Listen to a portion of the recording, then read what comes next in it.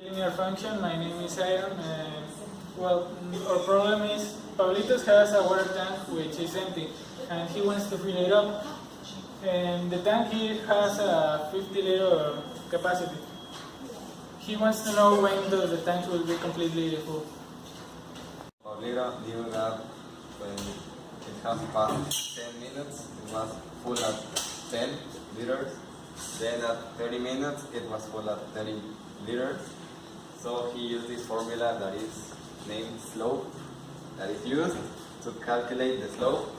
So he took the values of y2 and y1 that are here, that are 20 and 10, and he divided into the values of x2 and x1 that are 20 and 10, and he got 1, that is the slope of this piece of chart. So to know that it's a linear function, he had to make another operation that is here, that is 40 and 20 divided into 40 and 20, and he got the same answer as here, so he knew that was a linear function. We're now going to calculate when those 50-liter limit will arrive. So we have here the operation to know every point in the linear equation. So we just changed some of the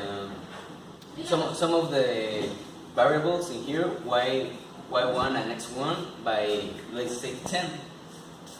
y minus 10 equals 1 times x minus 10. So making this operation, we're gonna end up with this y minus 10 and x minus 10. So then we change the place,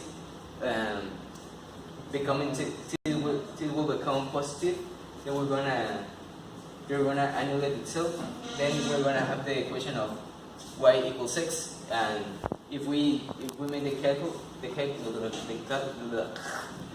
This type of equations can be useful if, for example, we want to go somewhere else while we're filling up the tank.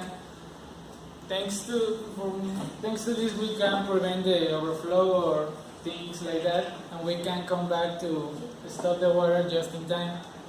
These kind of problems can be helpful in situations that the values are increasing and you want to know the time that they are going to be ready. Like Pablito, he wanted to know the time, at what time the tank is going to be at 50 liters. So in these kind of problems, we have to use the slope and this kind of operations that my partner Ernesto explained. And of linear functions or operations can be useful in very scenarios in life. It can be any kind of scenario with a constant flow of numbers or variations.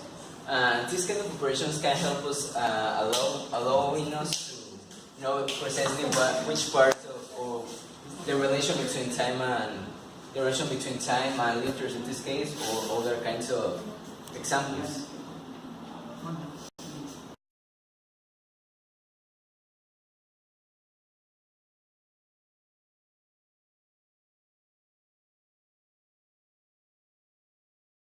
I'm going to explain the quadratic function. That is a function of x that has these values, a plus bx plus c, and but the x of a is divided with square, and all this is not equal to 0. So the graphic for the quadratic functions have this common shape that is called parabola, and it can open upwards or downwards. So this parabola has here a point that is called vertex. Also, the parabola can touch the x-axis like this, or the y-axis like this. Explain the quadratic function. Well, Our problem is that Joe has a bank account and Joe has a special deal with the bank in which the bank has some interest that decreases over the time, and at some point Joe will gain some money. But with the time it will decrease again. Well, Joe wants to know when the interest leave, or in other words, Joe wants to know when he will not win money, but also he don't lose anything. And also he wants to know when they will come back, when that interest come back.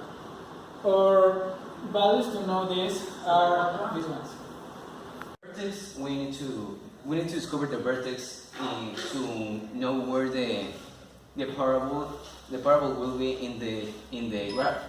Okay, so we make the calculations with the h and k, and we have the vertex of 2x and 1y. Then we want to make the discriminant to know if there will be any points in the touching x and y. So we make the discriminant, and we have 4. That means we do have 2 points touching. There we'll make the general formula. So we replace the variables with the numbers, and we have the 2 x's, x3 and x2, x3, x1 being 3 and x2 being 1. Then we'll make the graph touching these parts, knowing which part is it's the vertex. Then we will know if they're touching any y. Then we'll put y equals and make the overall point if there's touching more than one y. And as a matter of fact, yes, indeed it touched -3 in the chart. And then we'll find that in the time, precisely in the 1 and in the 3 is where there's not more money or any interest in total. Through this method, we can learn to resolve some problems that occurs day to day, like the problem that Joe has, and we can make our business grow. For example, an enterprise must know how to do this operation, because without this, they cannot manage to know if they are losing or they are winning products, for example. And thanks to this, we can also